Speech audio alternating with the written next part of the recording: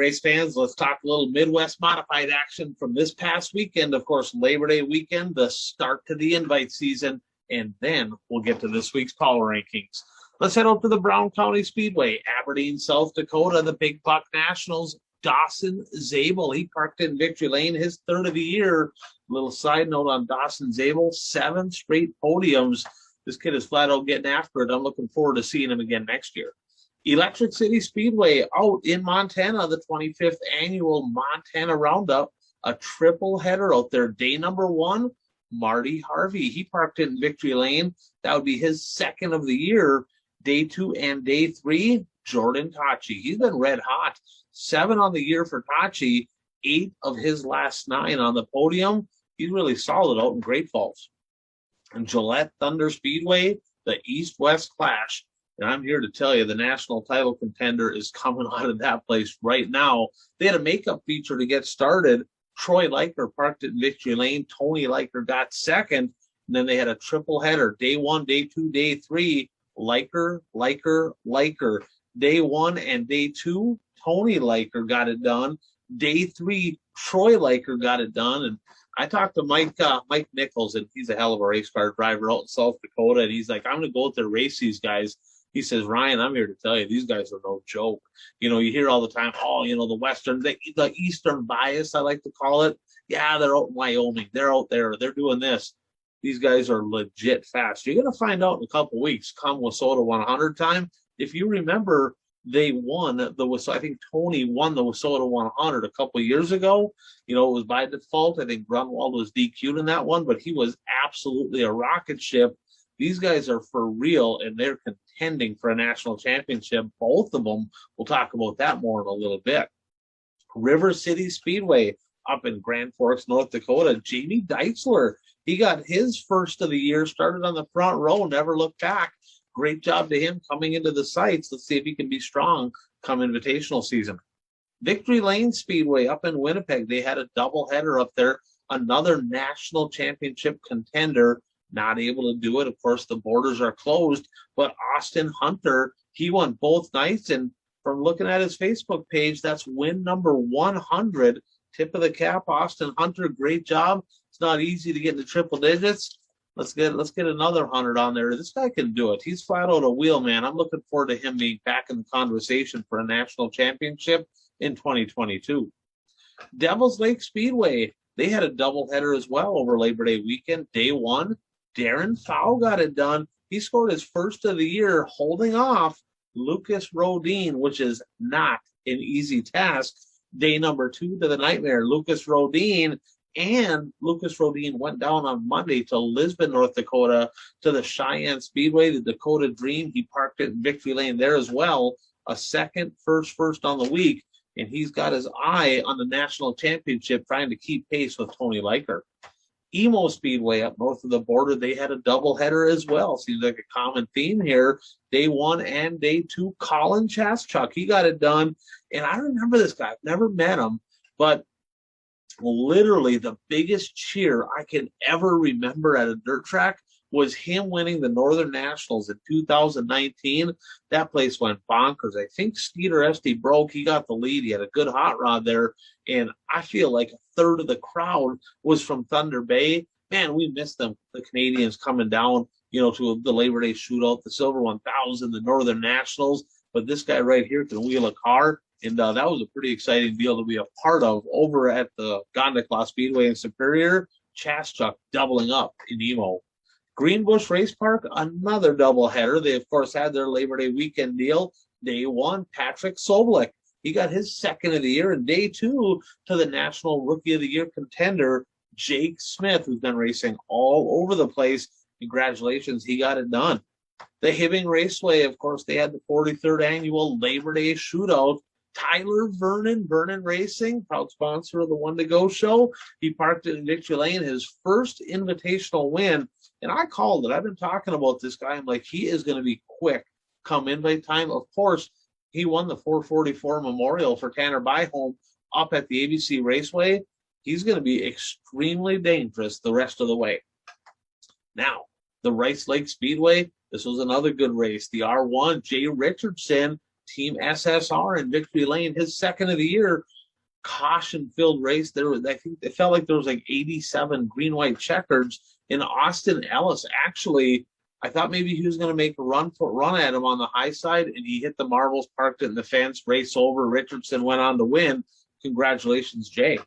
Viking Speedway over in Alexandria, the high-flying half-mile. They had a doubleheader. They do every year on Labor Day. Day number 1, Brennan Gave, he parked it in Victory Lane. He's a guy that's been solid all year. I've been hearing his name a lot. Second win of the year, his first win, April 16th, back at the Cedar Lake Speedway. So it's been a while, but he's been in the conversation. Day 2, the veteran Ron Sauer got it done. A little hip check for the win. I have nothing against that. I mean, these guys are rodeo people. They're not afraid to be a little rough and tumble. Playing rough with the old cowboy Shane Howell didn't sound like he liked it very much, but Robbins Racing, old cowboy. I guess you're going to have to toughen up. You're going to see these guys here next week over at the I-94 Speedway. Casino Speedway over in Watertown, South Dakota. Derek Reek and Harrington. Scott Harrington, what a race. Derek Reek has been incredibly good all year long. Not a ton of wins, but literally in the top 3 almost every single night. He's really put together a good season, and he actually snuck by Harrington. Harrington chucked a slider on him. They took the white coming to 1, chucked a slider. Reed crossed him over, took the lead back, parked it in Victory Lane. Congrats to him. And then over in Madison, Reed got second over there to Darren Angusser, who got his third of the year. Angusser was kind of gonzo in that one, so a great run for Darren.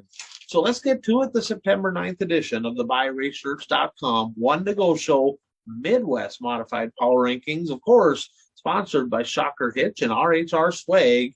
At number 10, Brady Utman. I'm here to tell you the numbers. If you just go off of sheer numbers, he's a rookie, right?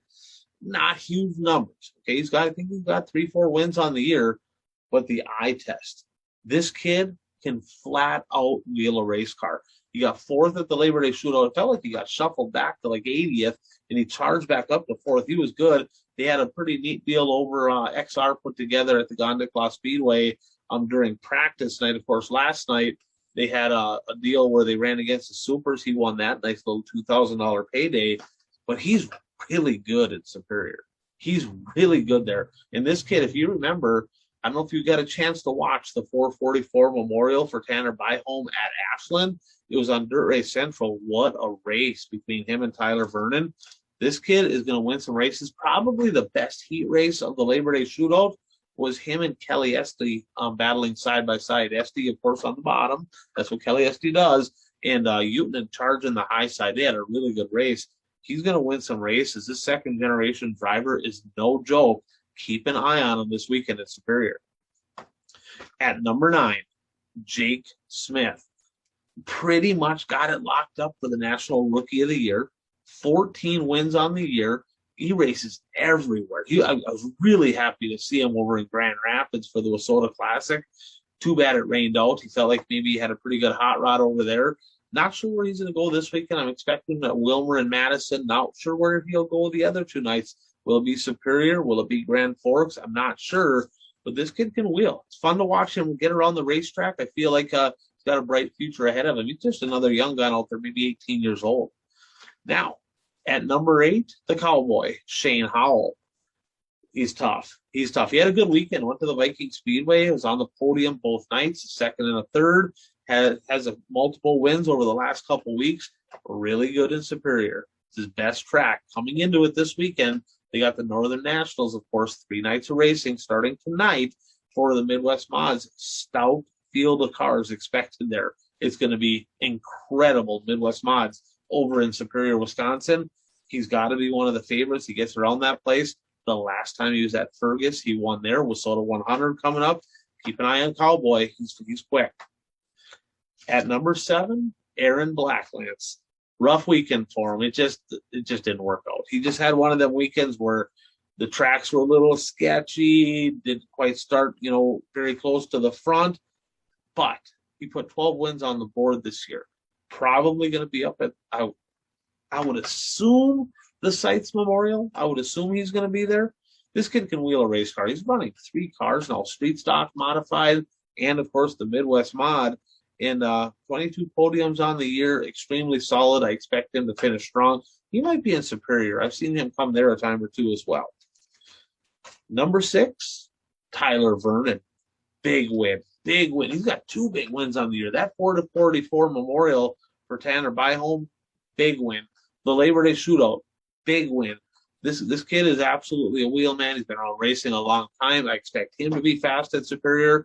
I expect him to be really fast up at the Red Clay Classic in Ashland. So we're going to put Tyler Vernon at number 6. At number 5, Tyler Kittner.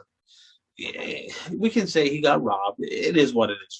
The track prep is track prep. It's kind of marbly. He got to Vernon, but he didn't get close enough to chuck a slider. He was there. Probably had the best car, but he's put together a hell of a season. He really has. Tyler Kittner, 15 wins on the year in 39 shows, 27 nights on the podium, 3 track championships on the year. He's really put together probably the best season he's ever had. Not sure how much racing he's going to do the rest of the year. He just does not like the Gondik Speedway, so I don't think he's going there. Sounds like he's going to Fergus, so I'm excited to see what he can do with the boys down at the I-94 Sure Step Speedway. And I shouldn't say the boys because Kennedy Swan and Ashley Merworth, I'm sure they'll be there, and they both get around the track really good too. At number 4, Mikey Nichols. I'm going to give him kudos. He went west because everybody talks about, everybody that knows about Midwest mod racing, they already know that Troy and Tony Liker are really, really good. He wanted to go see for himself. He wanted to go race them, and they beat him. He no qualms in that. He tried. He wasn't picking. He wasn't cherry picking. He's going to race against 2 really good cars. Had a blast out there, he said, and he's put together an incredible season as well. Nichols, 12 wins on the year, 12 seconds on the year as well. And at the end of the year, after the season, I'm going to go through and kind of look at maybe the top 15 or 20 and look at the average starting position in the feature. I'll put money on it that he's got the worst average starting position pretty much out of everybody here, but he always gets up to second or third. Extremely solid. Looking forward to seeing him at the 100. At number 3, Troy Liker. Just part of the Liker combination. 14 wins, 32 podiums, and 36 shows. Really? I mean, if Tony quit, if Tony would just go ahead and retire, this would be your national champion by a landslide. But between them two, they split, which really opens the door for people like Lucas Rodin. But on the past weekend, I mean, 2 firsts, a second, and a third. I mean, come on. He's really put together a great year. I'm expecting to see him at Rapid City for a pair of shows this weekend. Sounds like both the Lakers are coming over to the 100. Really excited for that. That's going to be a good show. You're going to see some really good cars over at the I-94 Sure Step Speedway. At number 2, the Nightmare, Lucas Rodin. What a weekend. He had a big weekend. Night 1 was not very good. He got 6th up at Grand Forks. He got a 2nd, and then he got a pair of wins. What does that do? That keeps him in the conversation. Tony Liker jumped out to a lead, but he's literally, if he puts together a good weekend this weekend, 4 nights possible of racing, not sure where he's going, he could possibly be in striking distance. He's hoping to have a good weekend to get himself close going into the 100. 18 wins on the year. Of course, he won the Rebel Midwest Mod Tour. He won the Golden Hammer up at the Devil's Lake Speedway. So this kid can flat out wheel a car. I'm looking forward to seeing a lot of Midwest Modified action. And at number 1 in the September 9th edition of the BuyRaceShirts.com One to Go Show Midwest Mod Power Rankings, Tony Liker. This dude was not even in the top 10 in the national standings coming into the week, but we knew he was going to be. He's been in the top 1 or 2, pretty much the top 1 in the power rankings for quite a while. He won the Mountain States Mod Tour, dominated that deal, swept all 4. And this past weekend, 2 firsts, 2 seconds, 20 wins. Only Midwest Mod driver out there at 20. Rodin is at 18, and then 15 for Tyler Kittner. So, I mean, he's flat out dominating the win column. But what's impressive about that, only 32 shows. 31 podiums, 32 shows. I mean, it's absolutely crazy. It's not over, though. It's not over. There's still a lot of Midwest Mod racing.